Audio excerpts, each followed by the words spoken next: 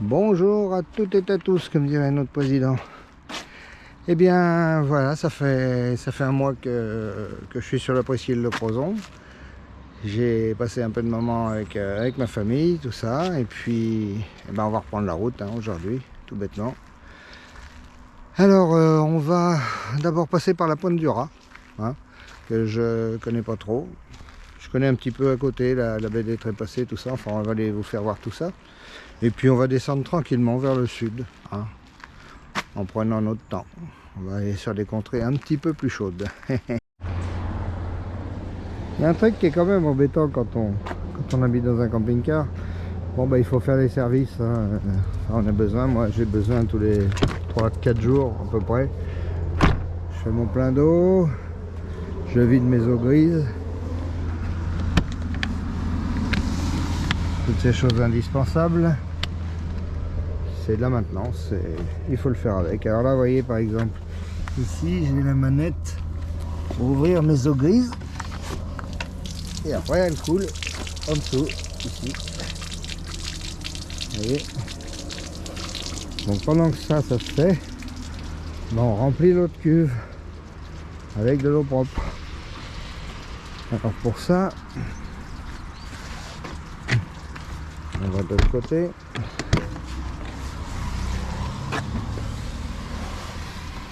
Ici, vous voyez là, c'est la partie technique, j'ai des tuyaux, j'ai des fils électriques, j'ai des adaptateurs en tout genre, et puis j'ai des tuyaux pour l'eau, bien entendu.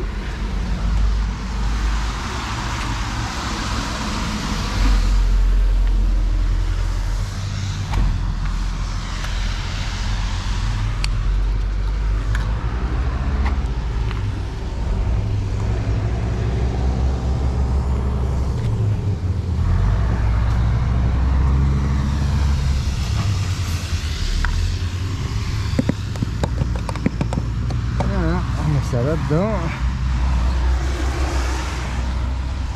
on connecte le tuyau à la borne, et ici, et on tâche de ne pas oublier son adaptateur. Ça c'est le genre de piège au début, quand on débute dans le camping-car, on se fait avoir régulièrement. Ouais.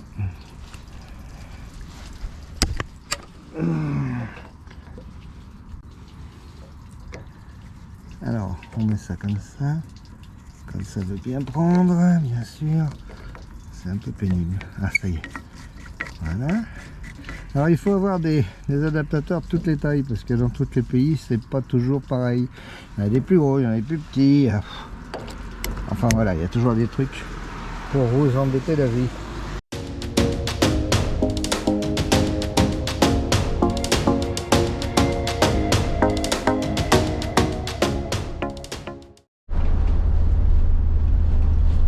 Alors cette fois-ci, ça y est, on est sur la route, on est parti.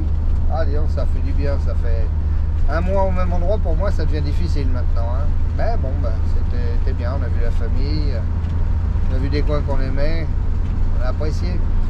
Donc voilà, c'est reparti pour ma perpétuelle promenade.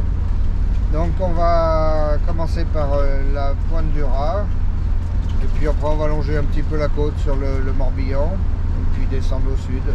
Le but étant de rallier la Vendée, les Sables d'Olonne, tout le secteur là-bas. Voilà.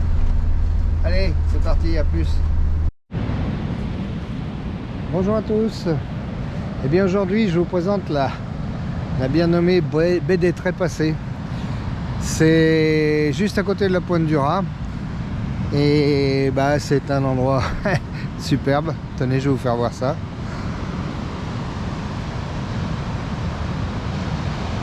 Alors maintenant, il n'y a pas trop de trépassés, c'est surtout des surfeurs, heureusement pour eux.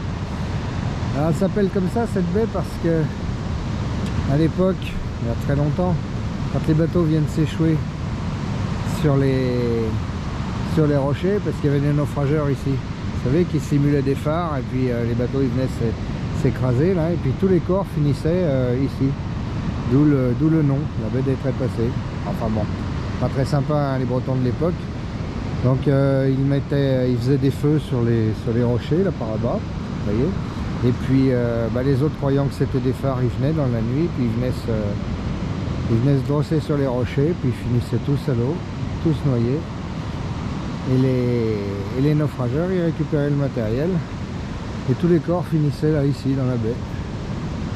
C'était comme ça. Sympa comme époque, hein. Ah, sinon,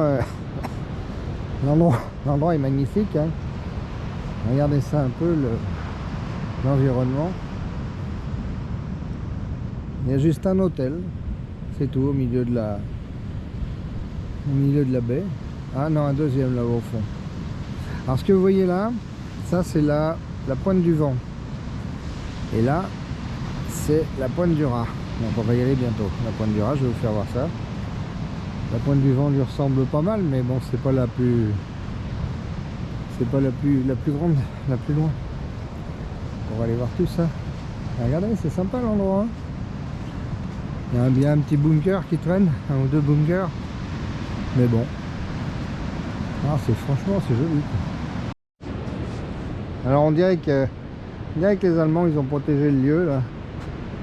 Vous avez un peu peur des débarquements ici, par ici. Il y a un sacré bunker là, hein.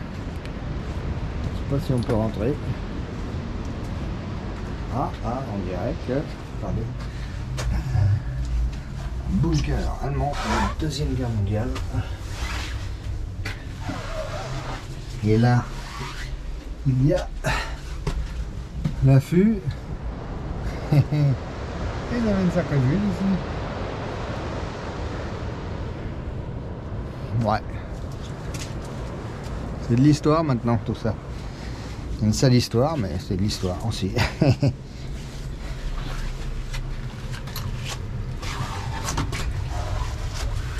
plus dur, c'est de sortir sans se cogner la tête.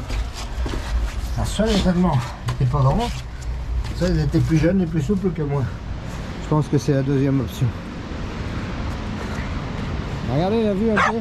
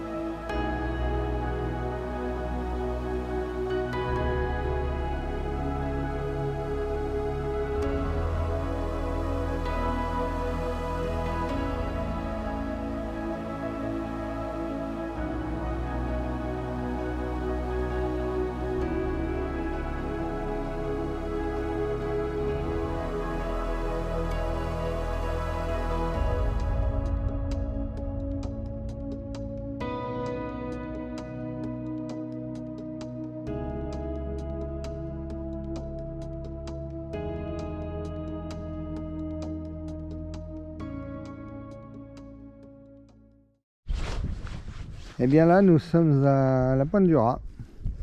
Bon, moi j'ai trouvé une petite place de parking, hein, ça manque pas ici. Et puis on va aller voir ça. Il y a un petit kilomètre de marche d'après ce que j'ai compris. Alors c'est parti, on va y aller.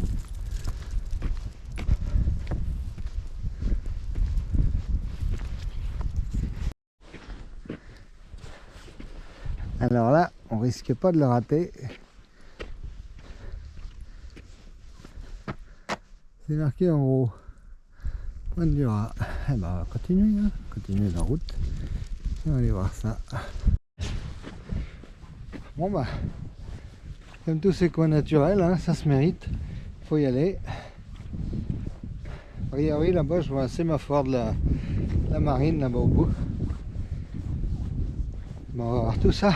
Ah, j'ai de la chance, il pleut pas trop aujourd'hui. Il y en a marre de la pluie, hein. Oh là là. Il ment le sud et le soleil. Allez, on continue. Bien, nous voilà sur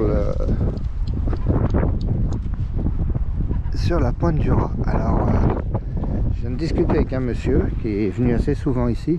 Il vient de me dire que c'est la première fois qu'il la voit aussi calme que ça. Alors, je ne sais pas ce que ça doit donner quand c'est un peu plus agité, parce que là, bien calme, c'est étonnant parce que on dirait que ça bouge un peu aussi.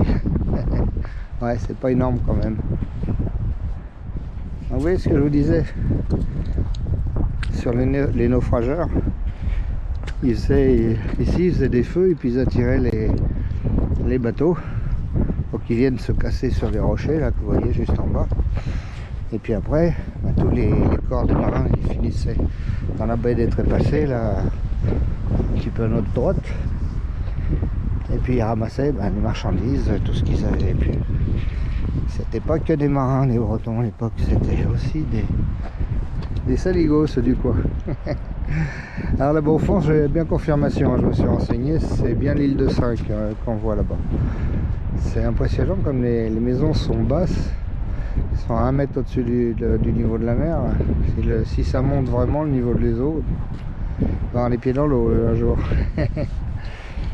En tout cas, c'est vraiment beau. Oh là là, regardez-moi ça. Je connaissais pas. Bon, il fallait venir en hiver parce qu'en été il paraît que c'est infernal, il y a tellement de monde. Alors voici Notre-Dame des Naufragés, une statue qui était donc la Sainte Vierge avec le petit Jésus, et un naufragé qui implore sa pitié à cause de ce que je vous disais tout à l'heure, les fameux naufrageurs qui venaient faire échouer les bateaux sur la côte. Et il y en a eu tellement de ces gens qui sont morts comme ça. Et ils leur ont élevé une statue. Très bien belle. Hein. Bon on va retourner au véhicule maintenant. Ah, ça fait bien un petit kilomètre et demi facile. Bon, petite trotte, puis un joli petit chemin, c'est bien agréable. Et autour il n'y a que de la lande. C'est joli, hein. J'aime bien moi ces contrées, vous voyez, avec des petites herbes, des plantes courtes qui poussent. Il n'y a pas d'arbres sur des endroits comme ça, en dessous c'est du granit. Donc ça se tient en surface, ça s'accroche.